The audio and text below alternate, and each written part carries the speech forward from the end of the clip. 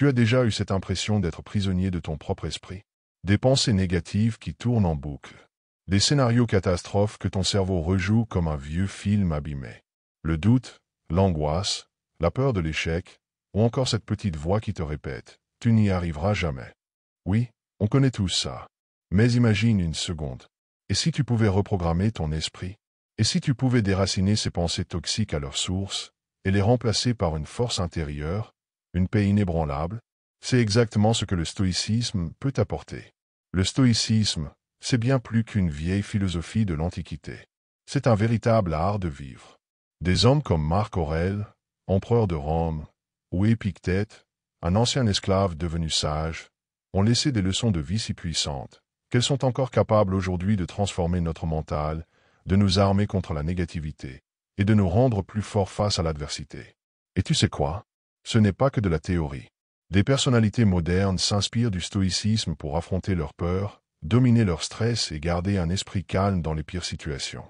Par exemple, Ryan Holiday, auteur américain et ancien stratège marketing à succès, a utilisé les principes stoïciens pour surmonter ses crises de panique.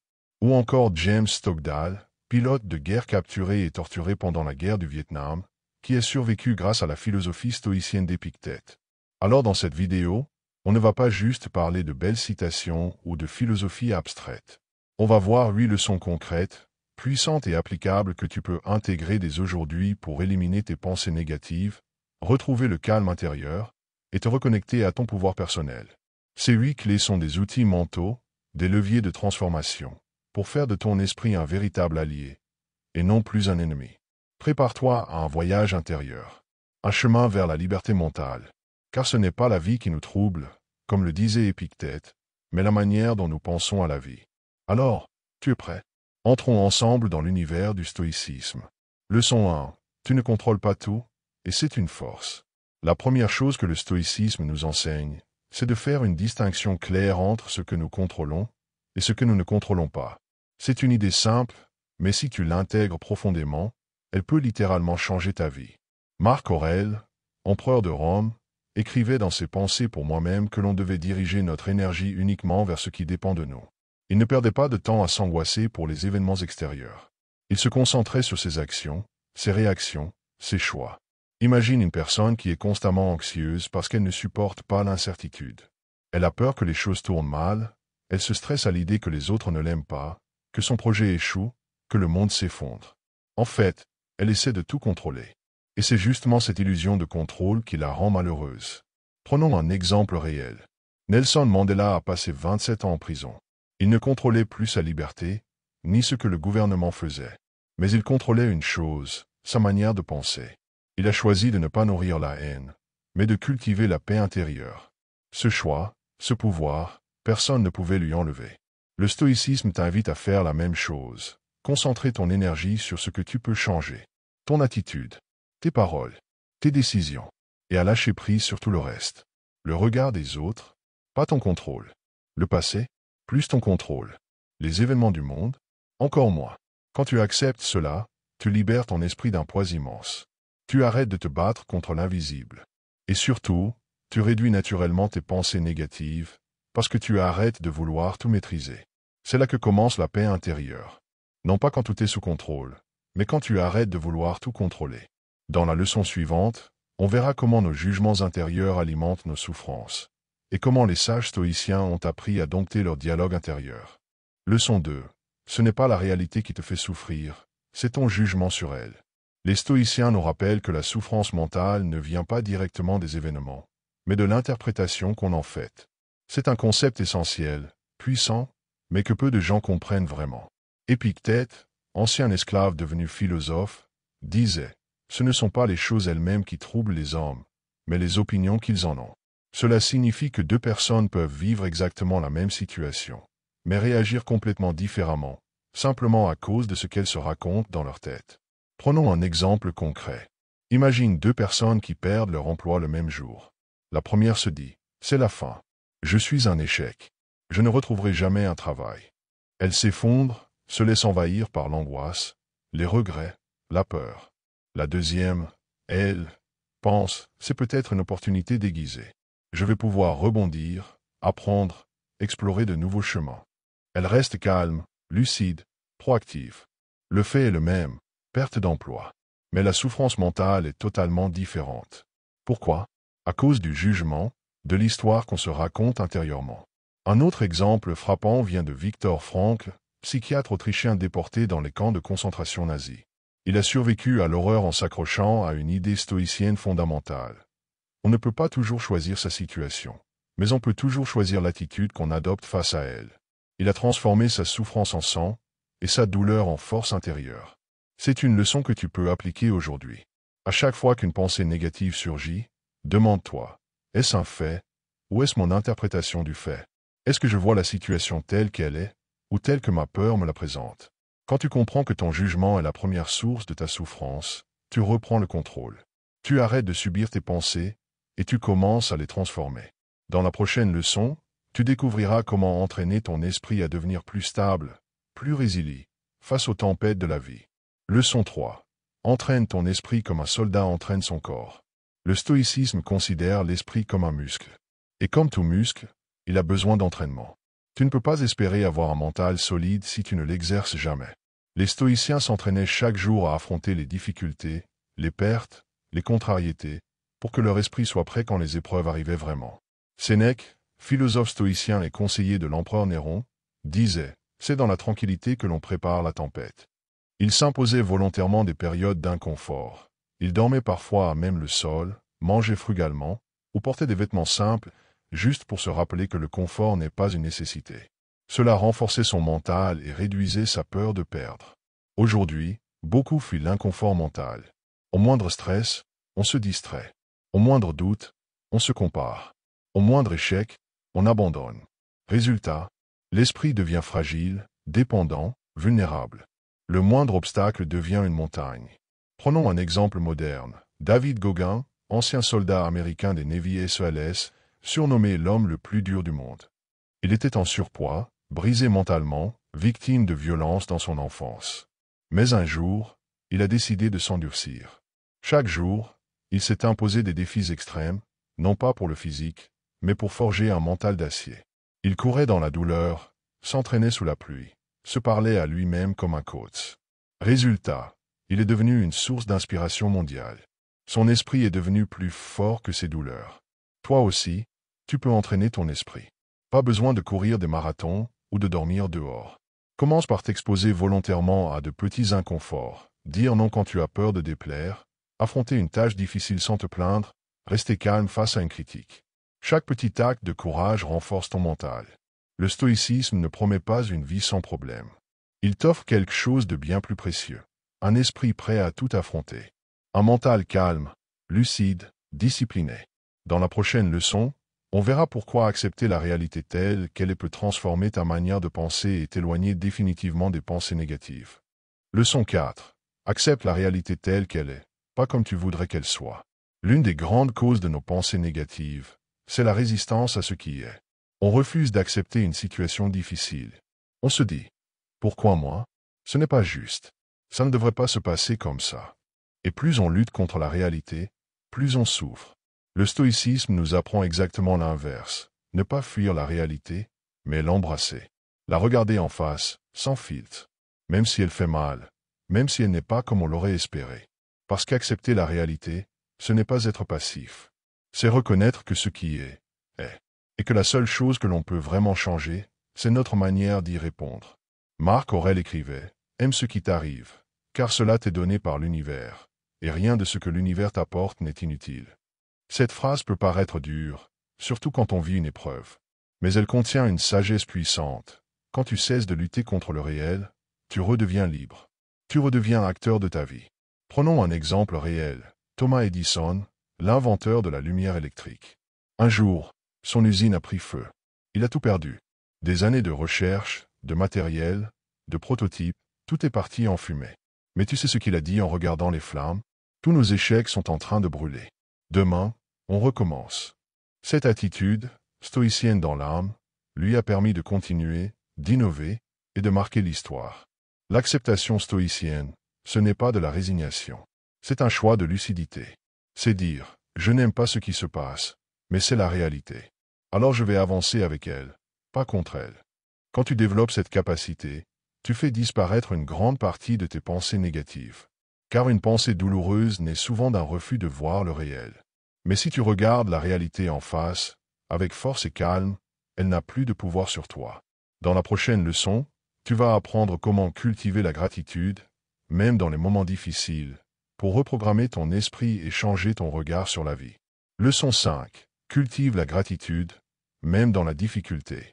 Quand on pense au stoïcisme, on imagine souvent une philosophie austère, froide, presque insensible. Et pourtant, les stoïciens avaient une capacité incroyable à reconnaître la beauté de la vie, même dans les situations les plus dures. L'une de leurs grandes forces, c'était de cultiver la gratitude consciente, pas seulement pour ce qui est agréable, mais pour tout ce que la vie apporte, y compris les épreuves. Épictète disait, « Ne regarde pas ce que tu n'as pas, regarde ce que tu as, et dis-toi combien tu l'aurais voulu si tu ne l'avais pas. » Cette phrase, toute simple, a le pouvoir de transformer ton regard. On passe trop souvent nos journées à remarquer ce qui manque, ce qui va mal, ce qui ne fonctionne pas, et on oublie de voir ce qui est déjà là. Prenons un exemple concret. Imaginons quelqu'un qui perd un contrat ou qui voit son entreprise échouer. Il peut se laisser consumer par la négativité, ruminer, se plaindre. Ou bien, il peut regarder la situation autrement. Se dire, j'ai acquis de l'expérience. J'ai appris ce qui ne marche pas. J'ai encore la santé. Je peux recommencer. Cette posture mentale change tout. Un exemple puissant de gratitude dans l'épreuve, c'est celui de Nick Vujicic. Né sans bras ni jambes, il aurait pu passer sa vie à se plaindre, à se sentir victime. Mais il a choisi un autre chemin. Il a remercié la vie pour ce qu'elle lui avait donné. Un esprit libre, un cœur capable d'aimer, une voix pour inspirer. Aujourd'hui, il est l'un des conférenciers les plus connus au monde, et il inspire des millions de personnes à transformer leur douleur en force. La gratitude, ce n'est pas attendre que tout aille bien pour dire merci. C'est apprendre à dire merci, même quand rien ne va. Et c'est là que réside le pouvoir stoïcien. Voir dans chaque difficulté une occasion de grandir, de s'élever, de s'endurcir. Commence dès aujourd'hui. Chaque matin ou chaque soir, note 3 choses pour lesquelles tu es reconnaissant. Pas besoin que ce soit spectaculaire. Un sourire, un rayon de soleil, un repas chaud. Ce sont ces petites prises de conscience qui, jour après jour, reprogrammant ton esprit et t'éloignent des pensées négatives. Dans la prochaine leçon, tu vas découvrir pourquoi il est essentiel de vivre dans le moment présent, et comment le stoïcisme t'aide à te libérer des regrets du passé et des peurs de l'avenir. Leçon 6. Vis dans le présent, pas dans les regrets du passé ni dans la peur de l'avenir. L'un des grands pièges de l'esprit humain, c'est qu'il passe son temps ailleurs.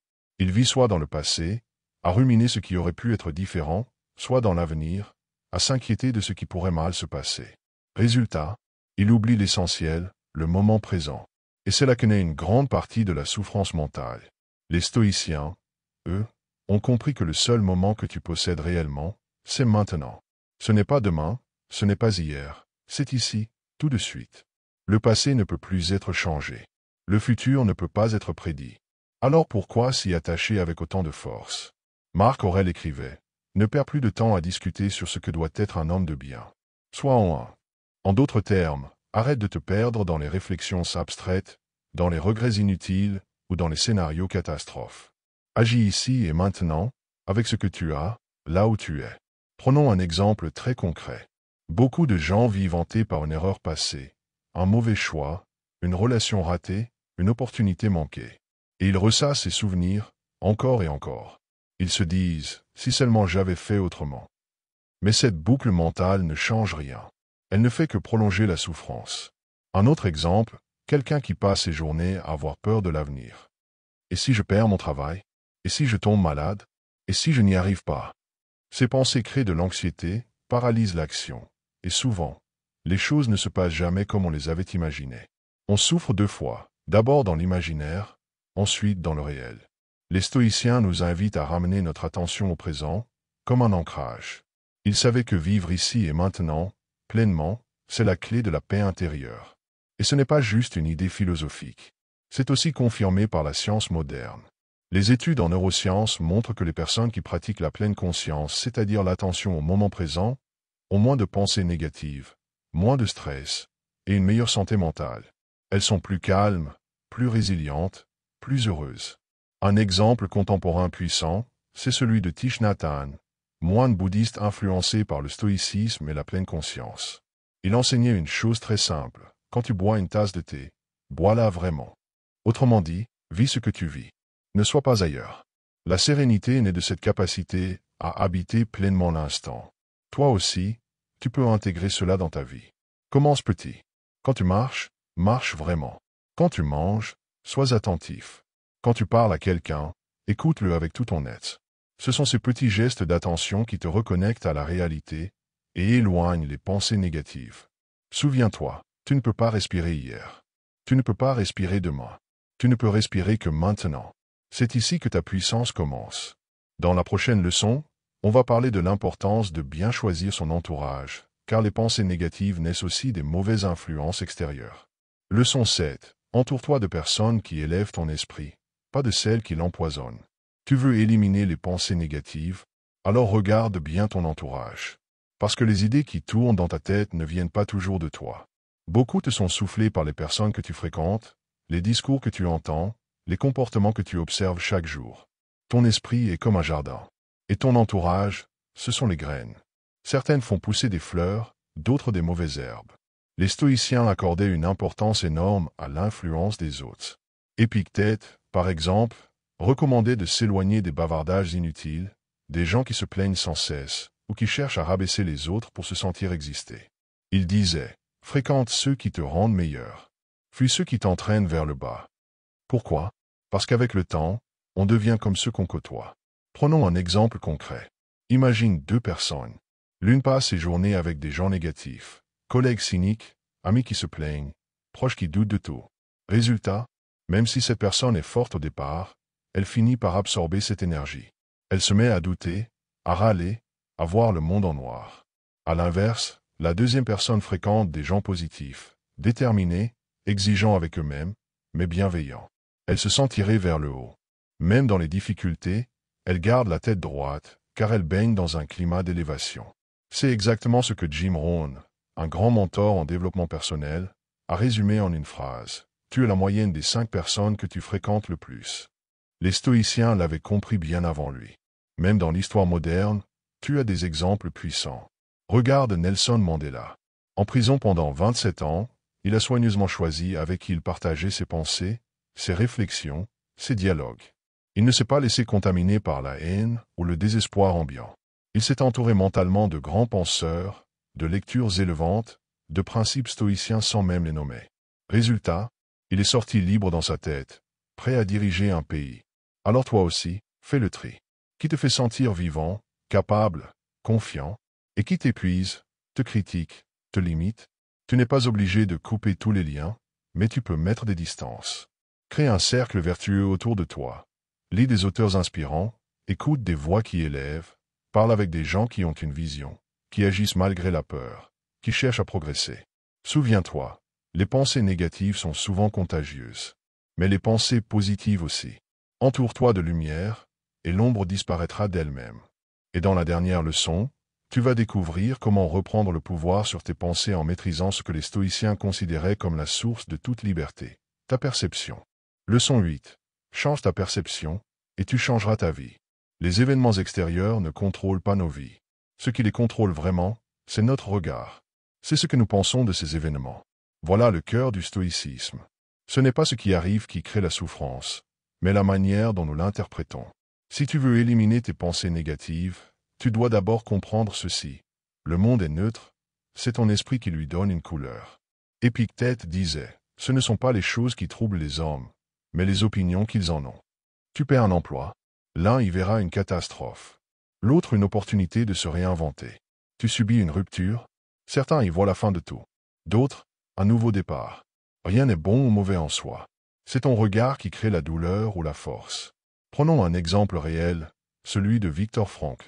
C'était un psychiatre autrichien, déporté dans les camps de concentration nazis pendant la Seconde Guerre mondiale.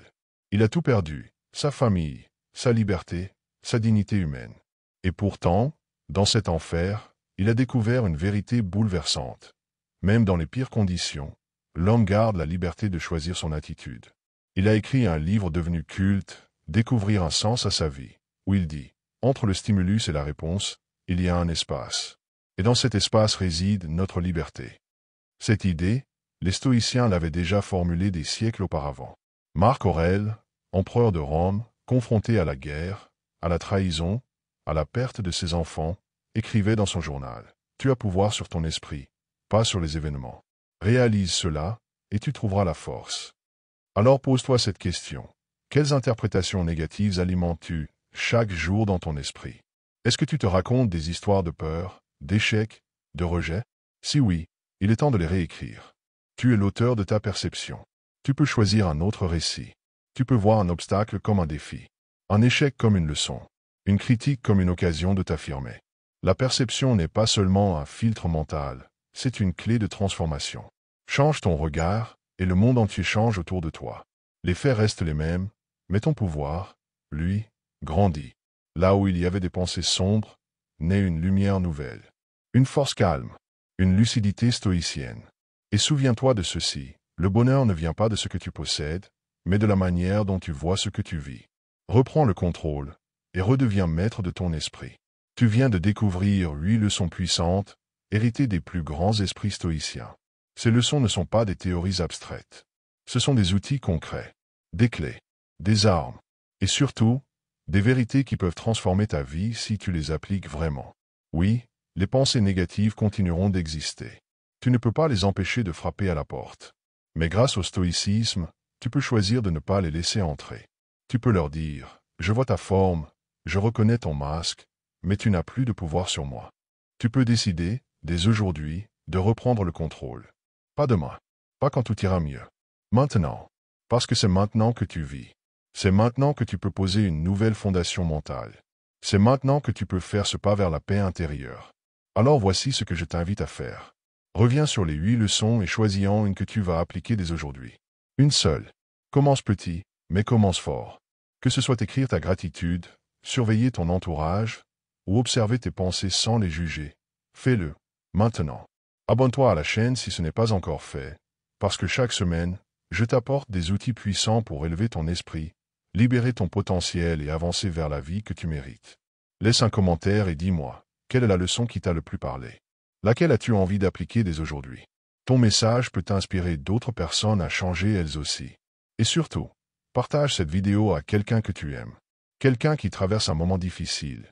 Quelqu'un qui a besoin d'un éclairage. Parce que tu ne sais pas à quel point un simple message peut changer une vie. Sache une chose, tu es plus fort que tu ne le crois. Tu es plus libre que tu ne le ressens. Et tu es plus maître de toi que tu ne l'as jamais été. Comme le disait Marc Aurèle, le bonheur de ta vie dépend de la qualité de tes pensées. Alors, élève-les, choisis-les, et marche chaque jour avec calme, force et clarté. À très bientôt dans la prochaine vidéo. Et d'ici là, garde l'esprit éveillé et le cœur aligné.